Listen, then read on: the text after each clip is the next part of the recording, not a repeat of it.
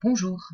Alors, lors du dernier TP, nous avons parlé d'information génétique comme étant un peu le centre de commande de la cellule. Donc, on va essayer de refaire le tour de ce que vous connaissez sur le sujet et de pouvoir annoncer le prochain TP. Au collège, vous avez probablement abordé le sujet au travers d'exemples comme celui-ci. Donc, on récupère des cellules œufs de vaches de caractéristiques différentes et on peut mélanger le noyau, le cytoplasme des deux cellules. Donc, par exemple, je prends ici le noyau de la vache brune. Je vais le mettre dans le cytoplasme d'une vache tachetée. On peut prendre sa membrane avec et je vais aller intégrer cet embryon dans une vache, une troisième type de vache qui est toute blanche. On laisse faire la gestation et donc on obtient une vache brune. Inversement, si j'avais mis également le noyau de cette vache, on aurait obtenu une vache identique à celle qui a fourni le noyau. Donc au travers de ces expériences, vous avez pu voir que l'information génétique était localisée dans le noyau. En allant un petit peu plus loin. Donc vous avez probablement déjà vu ce film où il est question d'un individu trisomique.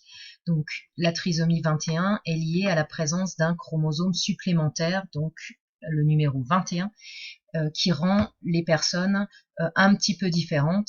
Donc le nombre de chromosomes est quelque chose qui est important pour la constitution de l'organisme, tellement important que certaines trisomies, par exemple la trisomie 13, 3 chromosomes 13, est une des causes de fausses couches lors de la grossesse. Donc l'information génétique, a priori, est contenue dans le noyau et plus précisément dans les chromosomes. Alors, allons regarder maintenant à quoi ressemble un chromosome.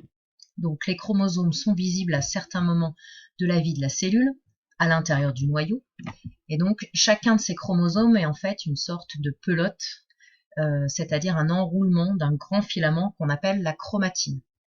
Et donc cette chromatine est elle-même enroulée sur elle-même sur des petites structures appelées nucléosomes. Et donc ces nucléosomes, c'est des protéines, ici, histones, et autour desquels sont enroulés des filaments d'ADN. Donc voilà ce que c'est qu'un chromosome. Donc les scientifiques se sont posé la question de savoir dans ces chromosomes qu'est-ce qui constituait l'information. Est-ce que c'était les protéines ou est-ce que c'était le filament? Donc le scientifique qui s'est intéressé à cette détermination s'appelle Avery. Alors c'est pas le même que celui qui a fait les dessins animés, mais ça se passe dans les années 40.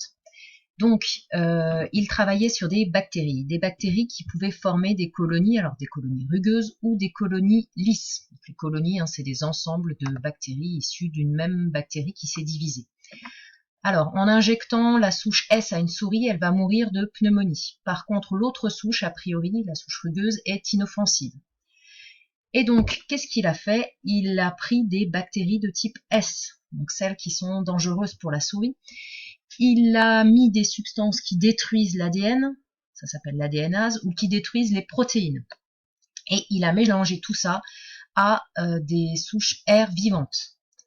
Donc les souris qui ont reçu ces souches R vivantes avec les extraits des souches S sans ADN se sont tout à fait bien portées. Par contre, celles qui ont reçu les bactéries R vivantes avec les souches S traitées aux protéases, donc avec lesquelles il restait de l'ADN, elles sont mortes. Et on a trouvé dans ces souris des souches S vivantes, ce qui veut dire qu'en gros, par l'ajout d'ADN de bactéries S, les bactéries R sont devenues des bactéries S qui peuvent faire mourir les souris. Donc à partir de cette expérience-là, il en a déduit que c'était l'ADN et non pas les protéines qui contenaient l'information génétique. De là, et beaucoup plus tard, sont nées de nombreuses expériences utilisant ces propriétés de l'ADN. Entre autres, la création de cette souris verte.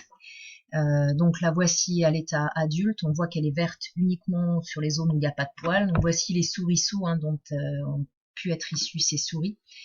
En fait, les manipulations ont été réalisées avec de l'ADN d'une méduse qui produit une protéine fluorescente, donc la GFP, qui lui permet d'avoir cette couleur. Et donc la souris produit, grâce à cette manipulation, cette protéine fluorescente. Donc comment est-ce que les scientifiques ont fait? Alors, donc ils ont pris de la méduse, qui est considérée comme l'organisme donneur. Ils ont réussi à aller chercher dans ces chromosomes le gène qui est responsable de la production de la GFP, la protéine fluorescente. Ils l'ont pris, ils l'ont inséré dans le noyau d'une cellule œuf de souris, et donc parfois ce gène va s'intégrer dans l'ADN de la souris. Donc ce gène est appelé transgène puisqu'on le transfère, et donc une fois qu'il est transféré dans l'ADN de la souris, on réimplante l'embryon dans une souris porteuse, et c'est là que va naître un souriceau qui va être dit génétiquement modifié. Donc c'est l'organisme receveur, on l'appelle aussi OGM, organisme génétiquement modifié. Ces découvertes ont également intéressé les artistes, donc je vais vous en présenter un.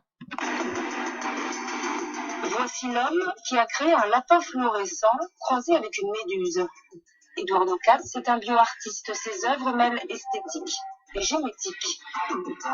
Cette fleur, par exemple, n'existe pas dans la nature. C'est un pétunia dans lequel Eduardo Katz a intégré son propre ADN.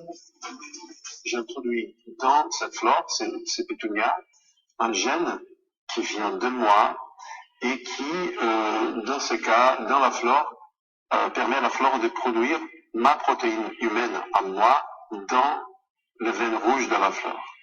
C'est-à-dire que cette flore, finalement, c'est ce que j'appelle un plantimal, un mélange de plantes et animal.